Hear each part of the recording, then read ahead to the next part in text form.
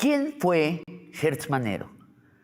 Fiscal general de la República, policía, hombre riquísimo, marcado desde niño por la intriga y la oscuridad.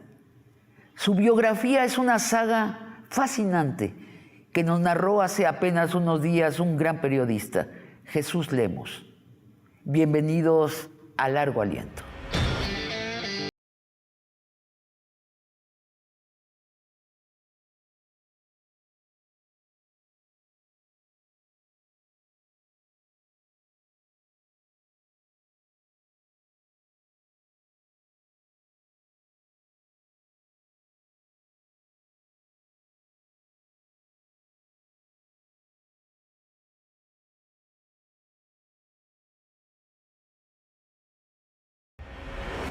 Jesús Lemos, bienvenido a Largo Aliento.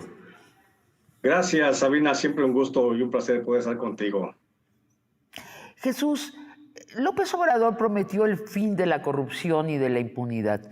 Tú has escrito que el responsable principal de ese incumplimiento ha sido el fiscal general de la República, Gertz Manero. ¿Cómo lo sostienes? Lo sostengo con base en una investigación periodística, Sabina, sobre quién es Alejandro Gertz Manero, cómo llegó y se infiltró a un proceso transformador, innovador para México, el de la Cuarta Transformación, y cómo desde ahí lo único que ha hecho ha sido frenar el avance de esa Cuarta Transformación, porque la Cuarta Transformación nos ofreció muchas cosas, pero básicamente nos ofreció el fin de la impunidad y de la corrupción. Y lo que el fiscal Alejandro Gertz Manero ha hecho ha sido simplemente entorpecer ese proceso de combate a la corrupción y la impunidad. ¿No exageras en señalarlo como principal responsable? No, por supuesto que no, porque para empezar es legalmente el primer responsable del combate a la delincuencia y el combate a la impunidad, y en ese sentido no está haciendo nada. Entonces no soy yo el que lo señala, es él mismo el que se señala con su falta de trabajo. A ver, vamos por partes. ¿Por qué el fiscal no persigue a los expresidentes Peña Nieto y Felipe Calderón? Así lo prometió López Obrador, lo puso, votamos en un plebiscito. ¿Y por qué no lo hace el fiscal?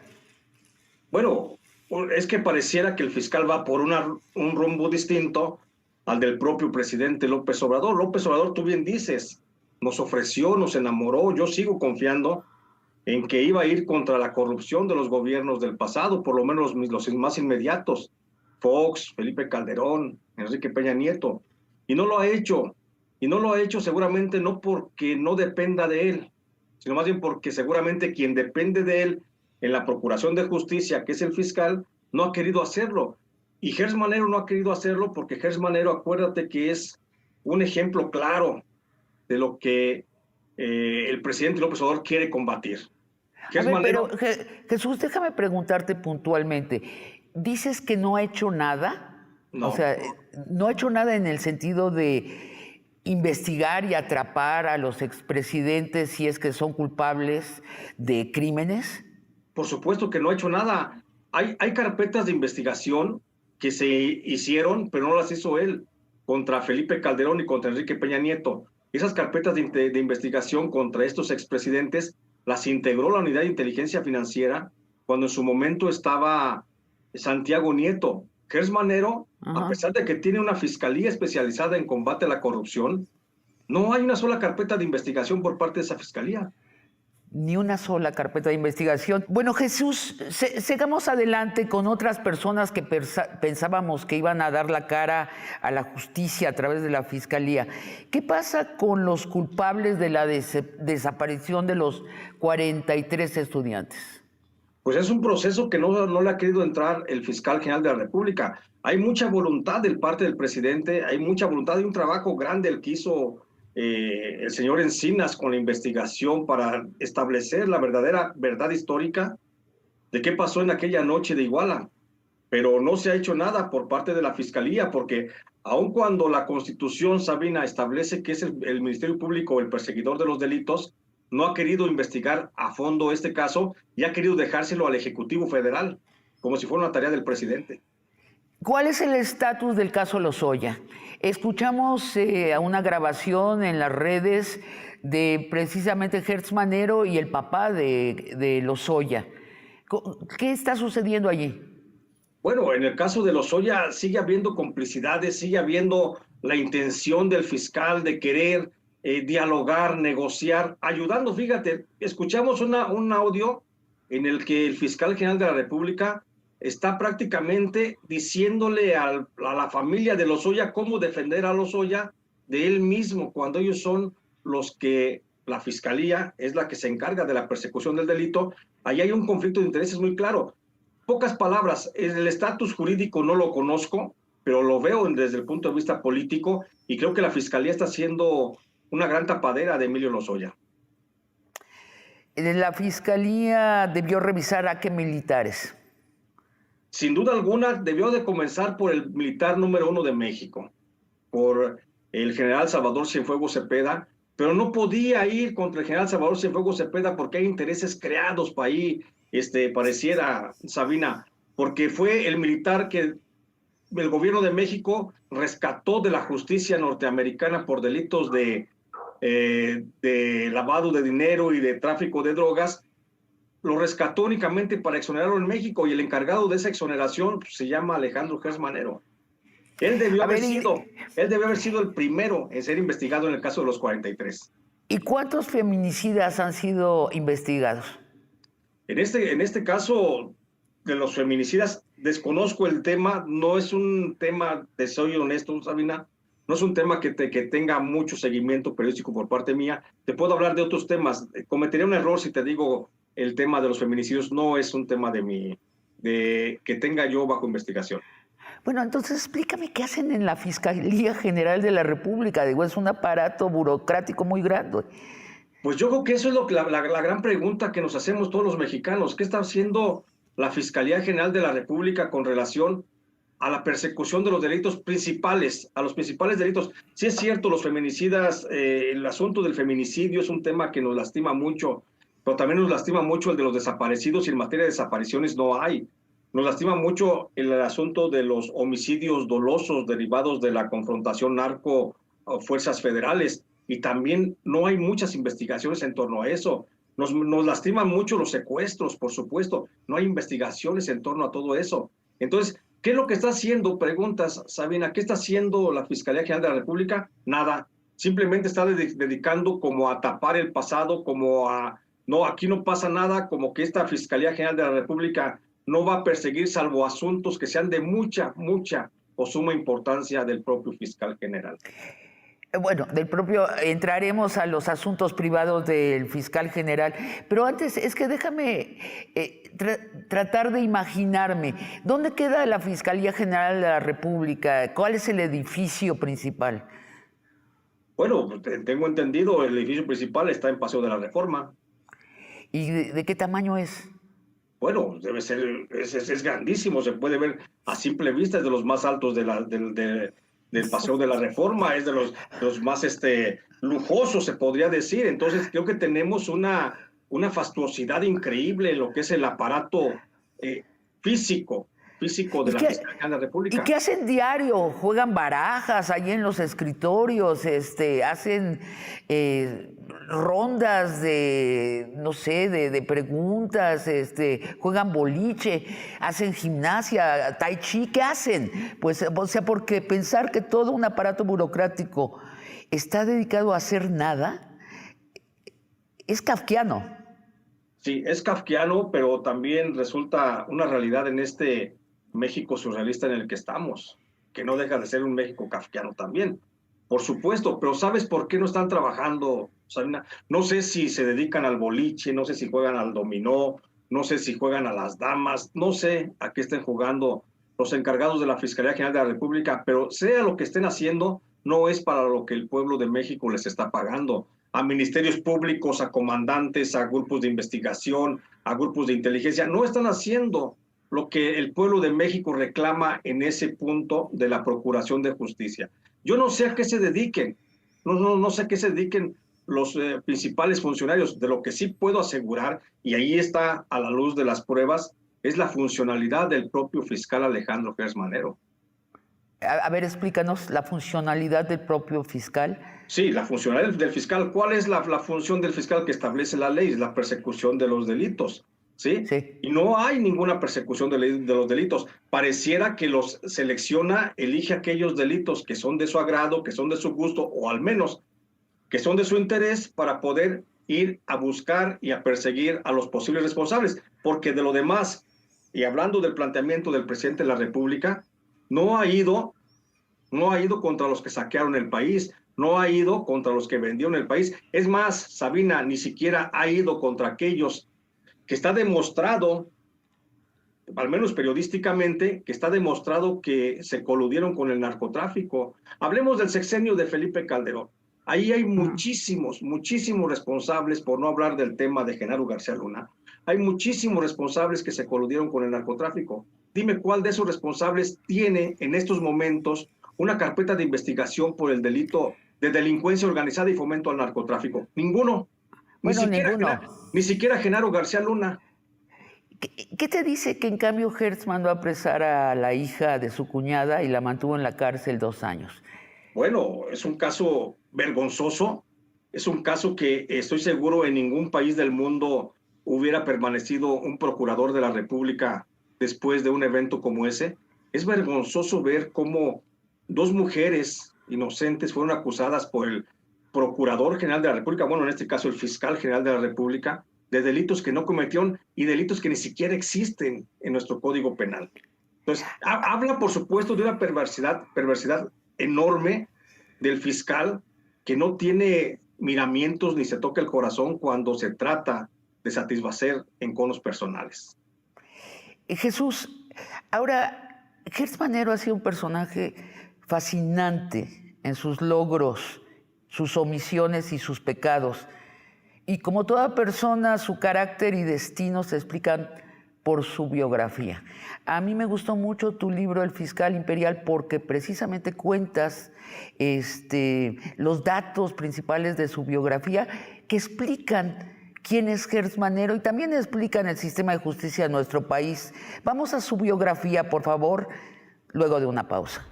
El presidente lo nombra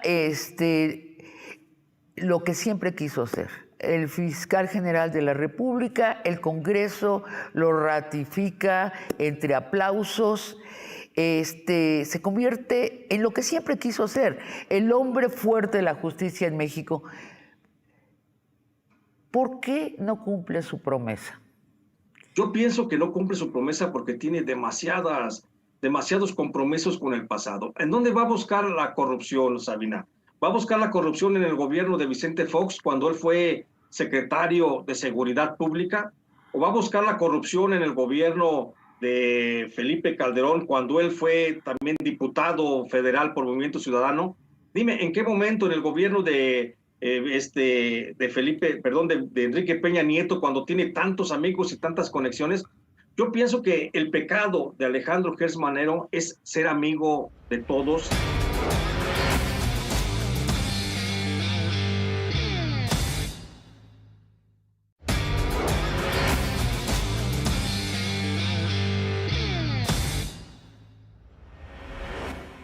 Jesús Lemus, ¿dónde nace Gertz Manero y en qué fecha? Bueno, nace en la Ciudad de México, la fecha se me escapa en este momento.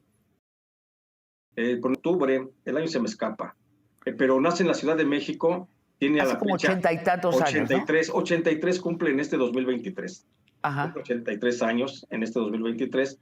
Nace en la Ciudad de México, él viene de una familia sumamente acaudalada y muy poderosa económica y políticamente.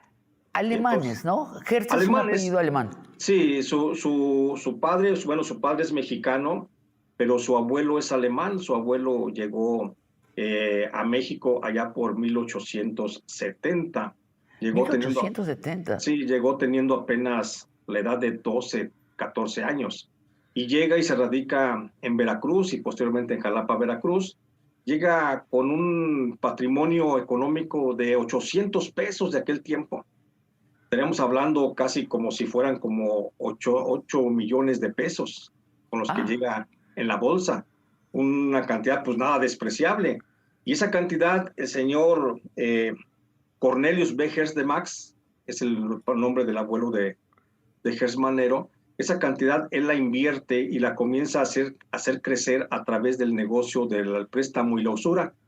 Establece una casa de préstamo allá en Veracruz y luego la extiende a una sucursal en Jalapa y luego a otra sucursal en Puebla y logra tener una gran cantidad, creo que llega a tener hasta 12 casas de empeño, préstamo y usura, en casas donde básicamente pues recibía a cambio de préstamo pues casas, terrenos, haciendas, recibía ganado, recibía todo, arte sacro, todo se movía en esas casas y eso le da la posibilidad de crecer económicamente. Y el padre de Hertz continúa el negocio.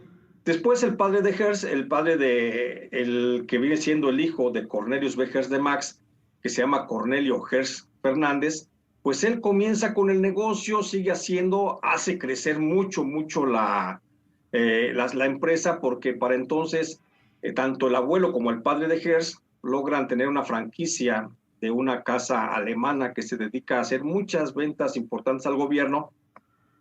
Es la empresa de los hermanos Hermann and Sommers. Y los hermanos Hermann and Sommers comienzan a ser suministradores del gobierno. Pues ya estamos hablando de 1920, después para adelante. Fue esa casa Hermann and Sommers, aún antes de que naciera el padre de Hertz Manero, el abuelo de Hertz Manero ya la había puesto como prestadora de servicios al gobierno de Porfirio Díaz. Prestador de servicios que sigue prestando después con el gobierno temprano de la Revolución Mexicana. Y así continúan hasta que viene el padre de Hertz Manero, fortalece y hacen crecer espléndidamente los negocios con el gobierno mexicano.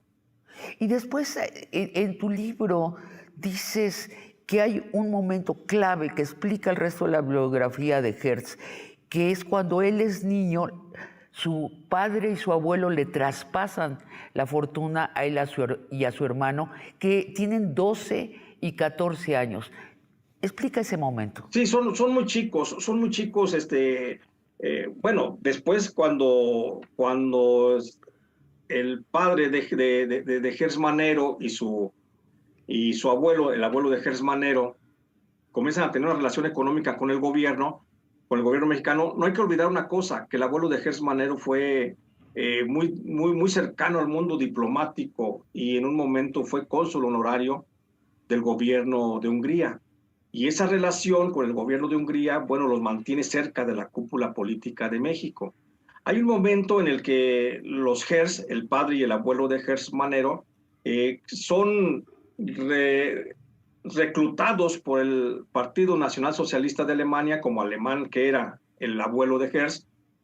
Son reclutados y son parte de una red de espionaje en México. El gobierno de México comienza a investigar los nexos de espionaje del padre y del abuelo de Hertz, quienes son ubicados como agentes espías nazis. Estamos hablando del sexenio de 1942, cuando era el general Manuel Ávila Camacho el presidente de México. Y esto, el gobierno de México, cuando el secretario de Gobernación es Miguel Alemán Valdés, obliga a los Hertz a que se deshagan de su fortuna económica y la hereden a los dos niños, que son Alejandro y Federico Hertz Manero. Ahora, lo primero que hace Hertz cuando llega a la fiscalía es tomar venganza de ese hecho. Claro. Persigue a los descendientes de Miguel Alemán, que fue responsable de la persecución de padre y abuelo. ¿Cómo es eso? ¿A quién persigue? Concretamente es al hijo de Miguel Alemán, del presidente Miguel Alemán, al nieto. Al nieto de Miguel Alemán, señor,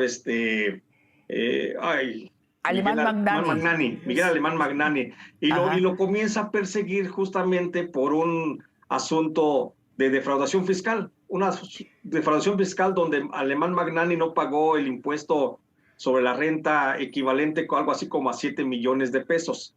Pero no fue el único caso, el de Miguel Alemán, que se presentaron desde defraudación fiscal en ese año en que Hertz Manero lo persiguió. Hubo como 300 más. Y va tras él. Y Magnani huye del país. Sí, Qué memoria de tortuga, ¿no? Del fiscal general. así es. Bueno, ¿qué estudios tiene Hertz Manero? Bueno, Gers Manero tiene estudios de doctorado en Derecho, tiene estudios de Administración Pública. Es un hombre bien formado, es un hombre bien estudiado, muy letrado. Es autor como de 7 libros, libros bastante buenos, libros que a la luz de la opinión de varios editores que consulté para ello, pues tenían mucho contenido. Se dedica mucho a la historia, hace biografías de figuras públicas norteamericanas, hace biografías de mexicanos. O sea, tiene una buena pluma, tiene una muy buena calidad, porque Alejandro Hertz Manero, independientemente de que de que no ha sido el funcionario público que se requería en México, es un intelectual muy importante. Ahora, dices que él está obsesionado por la maldad, ¿no? Por los villanos y los buenos. Este es como el leitmotiv, el tema central de su vida. Sí, Eso vuelve fascinante toda esta biografía, claro, porque, porque además con su riqueza apoya a villanos y a héroes, ¿no? Le claro, gusta apoyar a la gente cuando está en su embrión. Por ejemplo, es el caso de su apoyo a López Obrador, que claro. explica su amistad. ¿Cómo ayuda a López Obrador? Bueno, no nada más a López Obrador, el Hertz Manero, imbuido por ese germen de conocer la vida a partir de buenos y malos, porque su propia familia fue buena, perseguida por funcionarios malos, y luego fue reconocida también como buena por funcionarios buenos. Él mismo, Hertz Manero, con toda su O de fortuna, pronto, digo, tener nexos con los nazis, yo no diría que es ser bueno, ¿no? De desde su pronto punto se de van vista, digo yo, del lado oscuro y son acusados de malos, pero los malos y los buenos. Apoya siempre, a López Obrador cuando está muy chavo López Obrador, ¿no? sí, Cuando fíjate los que dos son jóvenes. ahí cuando los dos son jóvenes, fíjate que el fiscal general de la República pues estaba joven también cuando lo designan procurador general, bueno, procurador de la defensa del trabajo del gobierno federal. Y en aquel tiempo, en el gobierno de Luis Echeverría Álvarez, es cuando justamente coincide con el presidente López Obrador, que ya el presidente López Obrador era el director del Instituto Indigenista en Tabasco. Y entonces López Obrador tenía la necesidad de buscar cómo ayudar a los trabajadores indígenas del IMSS-Coplamar que no tenían prestaciones. Eso lo acercó con el propio Hertz Manero, que era el procurador del trabajo, y créeme que lo que marca la historia es que Hertz Manero le abrió las puertas a López Obrador, hicieron muy buena relación, incluso Hertz Manero hizo propuestas para que la Secretaría del Trabajo y Previsión Social hiciera modificaciones a la ley para reconocer el derecho laboral, en derechos laborales a muchos trabajadores indígenas. Y eso fue lo que hace que se hermanen mucho y se entiendan muy bien. ¿A quién más apoyó en la izquierda Hertz Manero? Bueno, Hertz Manero desde su posición, el que siempre fue un miembro de una clase privilegiada, única, porque tenía dinero, tenía capacidad económica, perdón, capacidad cultural, y sobre todo tenía una intelectualidad muy, muy, muy importante, comienza a reconocer el trabajo democrático que desde adentro del PRI está haciendo el ingeniero Cuauhtémoc Cárdenas Solórzano. Cárdenas Solórzano, cuando rompe allá por 1988 con el PRI, que lo tiende a democratizar, pues recibe justamente el respaldo de Hertz Manero, el financiamiento de Hertz Manero, que van a empujar la democratización del país, y junto con él, el movimiento democratizador del PRI, pues otros luchadores sociales de izquierda como Ifigenia Martínez, como el propio Eberto Castillo, Pablo Gómez, López Obrador. O sea, surge aquí una casta de luchadores sociales que son empujados justamente por la acción de Hertz Manero, que reconocen ellos la posibilidad de que crezca en México la democracia. Y después cuando hay la transición a la democracia y sube Fox a la República, pues él sale como el policía estrella, ¿no? ¿Qué lo Sí, nombra Fox? sí, porque Hertz Manero apoyaba las causas democráticas, pero también nunca se alejó de su verdadera clase social, que era la clase empresarial y las élites mexicanas. Y por eso apoyaba con sus recursos las causas democráticas, pero también apoyaba a los movimientos de derecha. Cuando surge la propuesta de Vicente Fox de democratizar el país a través del cambio y de un partido de la Acción Nacional que se ofrecía como una verdadera alternativa político-económica para el país, pues también recibió los beneficios de la gran fortuna de Alejandro Gertz. Y ahí es Entonces, cuando, sí, esto explica que cuando va al Congreso Hertz para ser interpelado, cuestionado, ante la sorpresa de los ciudadanos, no es interpelado, no es cuestionado. Lo reciben como un héroe, le dan un trato casi de cóctel, ¿no? sí. Lo invitan a un apartado, no dejan entrar a la prensa, platican con él, nunca hay tensión, porque es amigo del PRI, del PAN y de la izquierda, ¿no? En su versión PRI, PRD y en su versión Morena. Es amigo de todos ellos, de todos los, de la élite política. Exactamente. Es un antiguo amigo de la élite política y él mismo es parte de la élite política. Claro, claro, te digo, ya estuvo con el PRD, con el PAN, fue diputado del Movimiento Ciudadano, o sea, en todas partes lo quieren, le reconocen el trabajo por haber sido parte en algún momento de ese partido y ha estado transitando de ideología en ideología, o más bien dicho, mejor, de partido en partido, y ha estado, y por eso todos los partidos lo quieren, por eso en el Congreso todo el mundo lo quiere a Gertz Manero porque tiene buenos amigos en todos lados. Y por eso podemos entender, Sabina, que cuando él fue candidato a la fiscalía, fue uno de los de la terna, pues no hubo nadie que dijera no queremos a Gertz. Todos se abalanzaron sobre Gertz. Bueno, incluso la población civil tenía muy buen prestigio. Vamos a llegar a ese momento, pero antes te quiero preguntar, con la élite empresarial, ¿con quién es muy cercano Hertz? Bueno, Gertz Manero es muy cercano con muchos de los viejos potentados económicos que tenemos en el país. Hablamos los Slim, los Elú, ¿cómo se llaman? Talleres. ¿Por qué? Porque son los que vienen junto con su papá, junto con el papá de Gertz Manero, de luchar. Hay que recordar que el papá de Gertz Manero intervino directamente en la fundación del Banco de México. Entonces, todo lo que derive de la fundación del Banco de México reconoce el apellido Gertz como uno de los principales impulsores de la economía moderna del país. Hola, Jesús, ¿lo pintas como alguien tan rico como Bayeres o como Larrea o como Slim? ¿De ese tamaño es la fortuna personal de Hertz?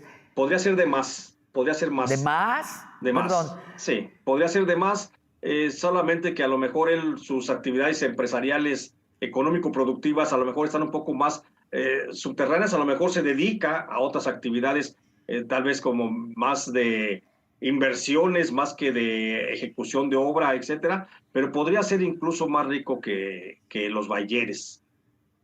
¿Qué Slim? No lo sé si es de Slim, pero sí puede andar por ahí disputándole a Slim. ¿Qué sabemos primero de qué áreas productivas tiene? ¿Dónde ha multiplicado la herencia de su padre o la ha conservado? Pero no suena como que lo tuvo en el banco, estuvo produciendo esa fortuna. Pues en un banco mexicano seguramente no, esas fortunas han estado siempre en el extranjero, Sabina. Ahí entonces han estado más bien en el extranjero, están produciendo más bien en el extranjero, están en cuentas bancarias, pues en algunos paraísos fiscales, sin duda alguna. ¿Y tiene empresas, Hertz? ¿O es inversionista en empresas? Hay una empresa con la que está relacionado cercano, que es una empresa naviera con la que registra en un paraíso fiscal, pero más allá de eso no se le conocen empresas. Bueno, el presidente lo nombra lo que siempre quiso ser, el fiscal general de la República, el Congreso lo ratifica entre aplausos, se convierte en lo que siempre quiso ser, el hombre fuerte de la justicia en México. ¿Por qué no cumple su promesa? Yo pienso que no cumple su promesa porque tiene demasiados compromisos con el pasado. ¿En dónde va a buscar la corrupción, Sabina? ¿Va a buscar la corrupción en el gobierno de Vicente Fox cuando él fue secretario de Seguridad Pública? ¿O va a buscar la corrupción en el gobierno de Felipe Calderón cuando él fue también diputado federal por Movimiento Ciudadano? Dime, ¿en qué momento en el gobierno de Enrique Peña Nieto, cuando tiene tantos amigos y tantas conexiones? Yo pienso que el pecado de Alejandro Gertz Manero es ser amigo de todos.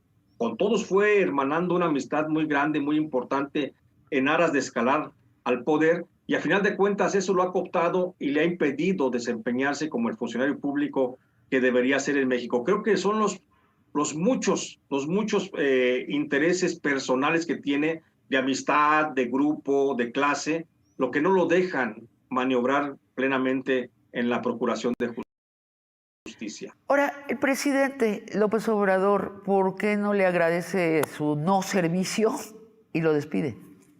Pues yo pienso que el presidente tiene un rescoldo muy profundo de agradecimiento contra Gers Manero, a lo mejor en recuerdo de aquellos días cuando lo ayudó a que miles de trabajadores indígenas fueran beneficiados con el reconocimiento de sus derechos laborales allá por 1975 y para adelante. 1977. Entonces, creo que por ahí podría ser el agradecimiento de López Obrador, que sabemos que es un hombre muy humanitario, y si es humanitario, pues es muy agradecido. Y si existe ese grado de agradecimiento, lo más seguro es que tenga en muy alta estima a Gers Manero, y por eso no se atreve o no quiere simplemente darle su agradecimiento por los servicios no prestados a la nación.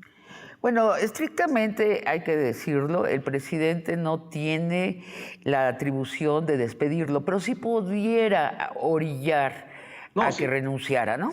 No, el presidente tiene la atribución de declarar que no está en funciones, como es el momento actual, que no está en funciones el fiscal general de la República, que no tiene facultades plenas para el desempeño, y proponer al Congreso la emisión de una nueva convocatoria para lanzar una nueva terna donde pueda surgir el nuevo fiscal. Déjame preguntarte esto, Jesús. Tal vez el presidente, más bien Hertz, sigue las indicaciones del presidente López Obrador de no causar olas y maremotos en las élites mexicanas. Te lo pregunto, pero contéstamelo luego de una pausa, por favor. Esta fiscalía que trabaja para las élites y que intima con las élites no es la excepción en México, en nuestra historia. Ha sido la pauta histórica. Bueno, yo insisto que sí es la excepción, porque la pauta histórica, en la pauta histórica habíamos tenido fiscalías que parecían, que aparentaban como que trabajaban, pero que no trabajaban. Es la excepción esta fiscalía porque esta ni siquiera aparenta que trabaja, simplemente no trabaja. Por eso digo que esta sí es la excepción. No es la tendencia que venimos con otras procuradurías generales de la República, donde parecía como que se avanzaba y se hacía algo, incluso en los peores momentos del gobierno de Felipe Calderón. E incluso en ese momento se mantuvo la apariencia de que trabajaba, pero en la actual administración, la Fiscalía General de la República ni siquiera aparenta que trabaja.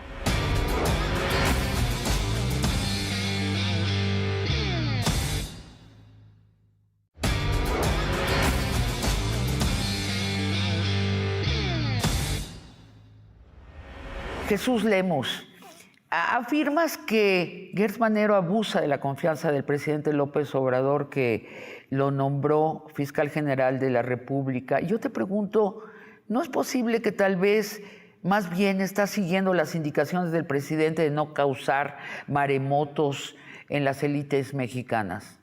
No, yo pienso que si siguiera las instrucciones del presidente López Obrador, estaría trabajando, aunque fuera en el discurso, en la persecución de los delitos.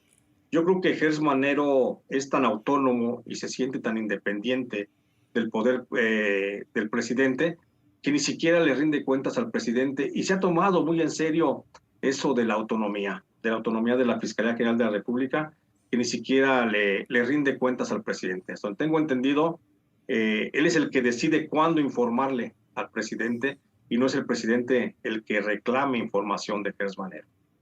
¿Qué tal? Y bueno, y el Congreso, ya vimos cuál es la actitud del Congreso, ¿no? Lo llaman porque hay un clamor de la sociedad civil de que el fiscal responda ante su inactividad, y lo llaman, y de plano es como, tiene un ambiente de cóctel, ¿no? Hacen bromas, lo abrazan todos están en su parte. Entonces también ya renunciaron a llamarlo a cuentas. Ahora, se rumora que debido a su enfermedad Lleva un año sin pararse en la fiscalía, ¿esto es cierto?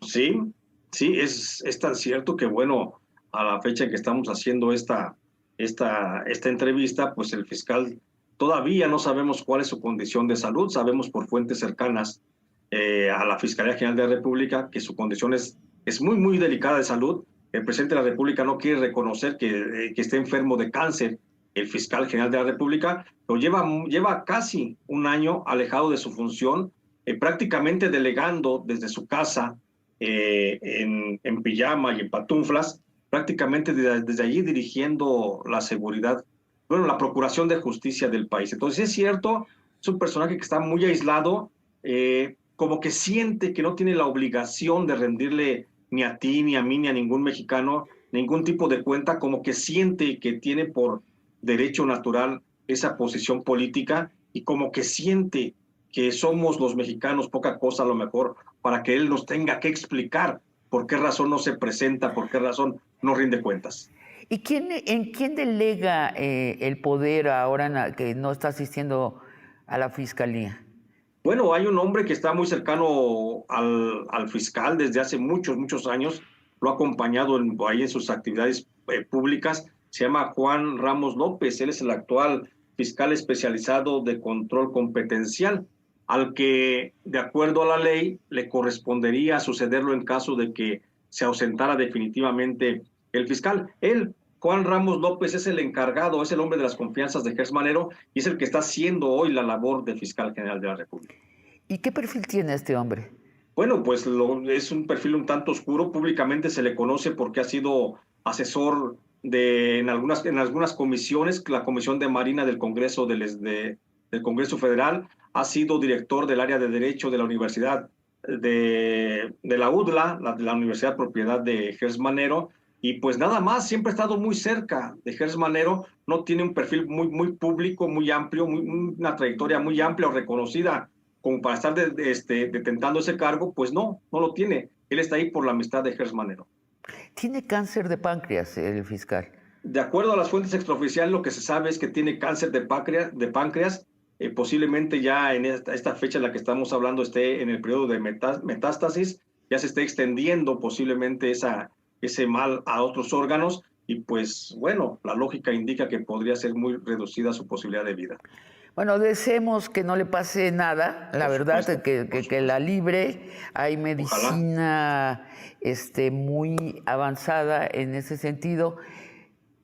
En todo caso, por ley se queda hasta el año 2027. Hasta el 2027, ¿no? Es el único de la Cuarta Transformación que tiene garantizado su pase al siguiente sexenio. No sabemos todavía quién va a ser el presidente o presidenta de México, pero sí sabemos que vamos a tener el fiscal Gers Manero. Bueno, porque estrictamente es autónomo. O sea, por eso no sabemos, ¿no? Es transeccional. Es muy buena la idea de que el fiscal general sea transeccional. En la práctica no lo está resultando. No, por supuesto que no está resultando en la práctica, porque estamos hablando de una gestión a la que todavía le faltan 5 años de trabajo y no creo que México esté dispuesto para aguantar otros 5 años sin un fiscal que quiera operar de acuerdo a las necesidades de la población. ¿Quién es México? Pues o sea, México, personifícame, o sea, ¿qué puede, cuando dices México no puede aguantar, pues el hecho es que estamos aguantando. No, pues yo creo que México para sintetizarlo, somos la opinión pública. En México somos la gente, la de a pie, la de la calle, no las élites doradas del poder, no las clases políticas, no los partidos políticos.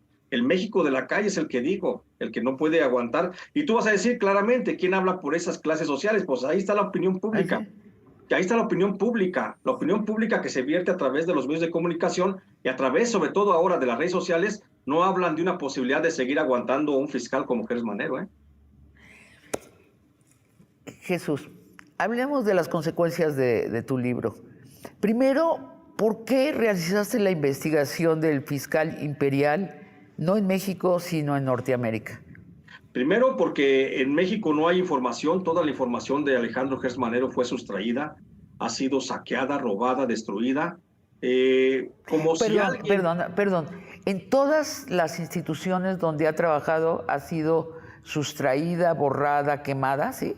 Exactamente. ¿Toda? Mínimo ¿Toda? ha sido sustraída la mayor parte de la información. O sea, La te mayor. consta, tú Me fuiste a consta. buscarla Claro, claro. Sí, y no había.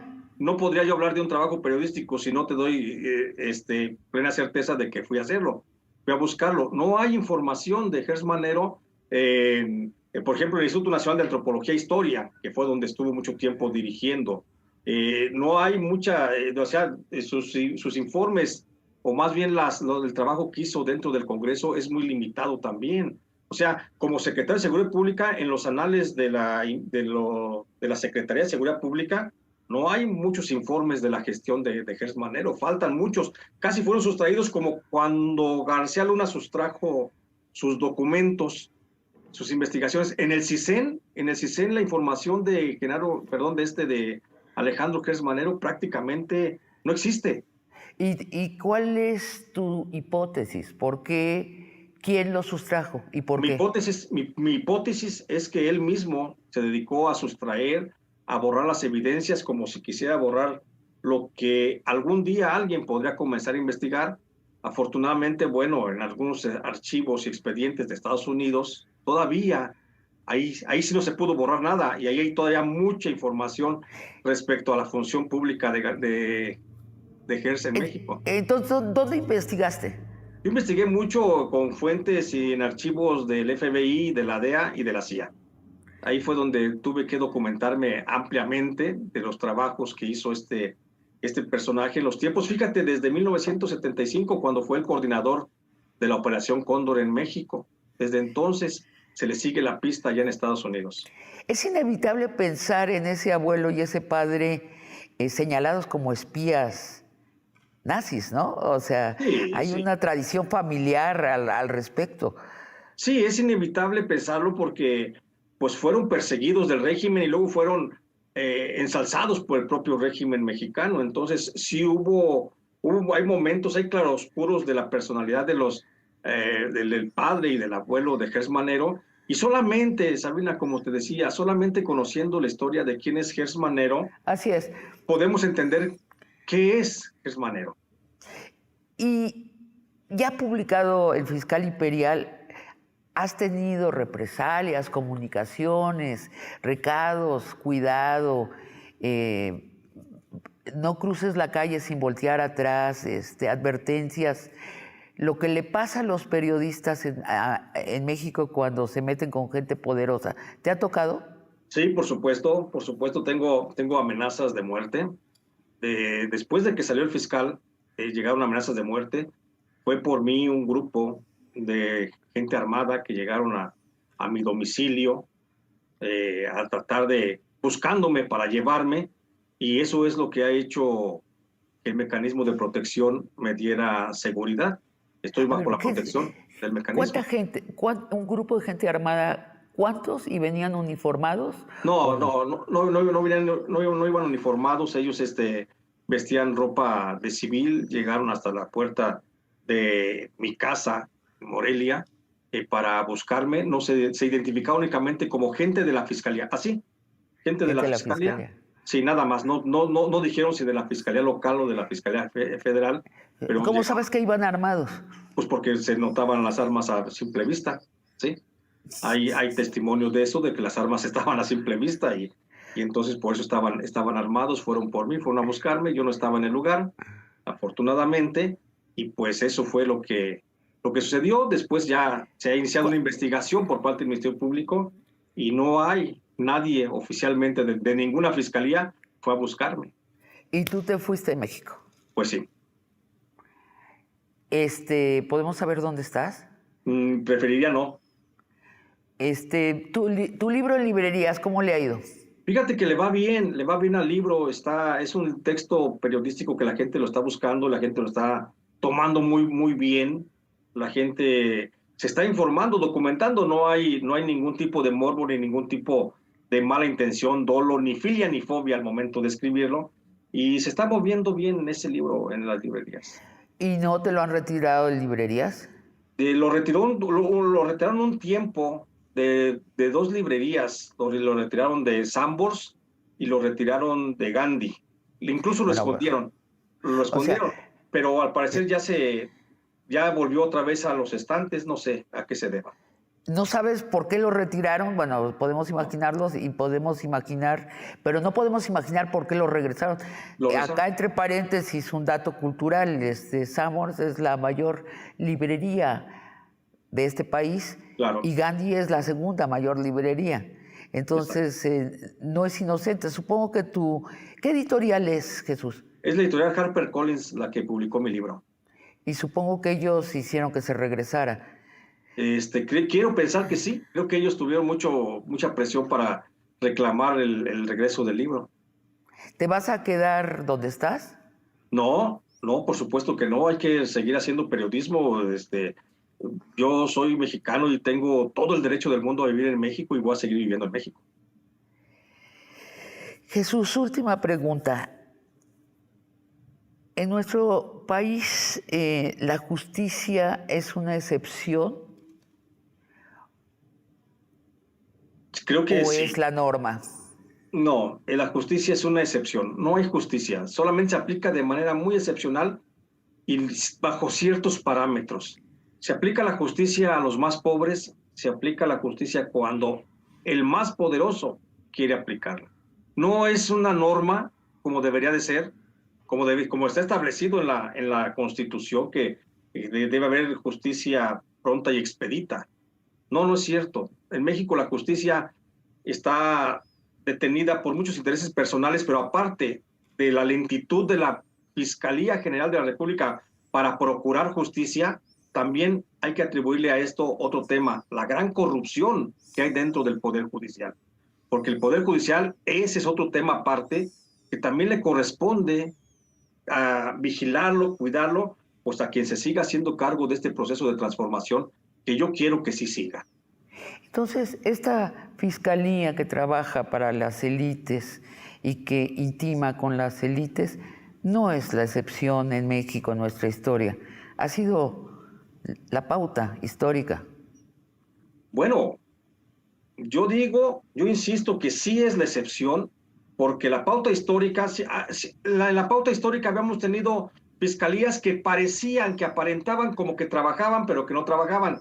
Es la excepción esta fiscalía porque esta ni siquiera aparenta que trabaja, simplemente no trabaja. Por eso digo que esta sí es la excepción. No es la tendencia que venimos con otras procuradurías generales de la República, donde parecía como que se avanzaba y se hacía algo, incluso en los peores momentos del gobierno de Felipe Calderón. E incluso en ese Es, momento se mantuvo la apariencia de que trabajaba, pero en la actual administración, la Fiscalía General de la República ni siquiera aparenta que trabaja. Por eso te digo que es la entonces, excepción. tenemos una Fiscalía General de la República honestamente improductiva. Totalmente, totalmente. Muchas gracias, Jesús Gracias. Lemus. Hasta la próxima. Y amigos y amigas, hasta el próximo jueves en otra conversación de largo aliento.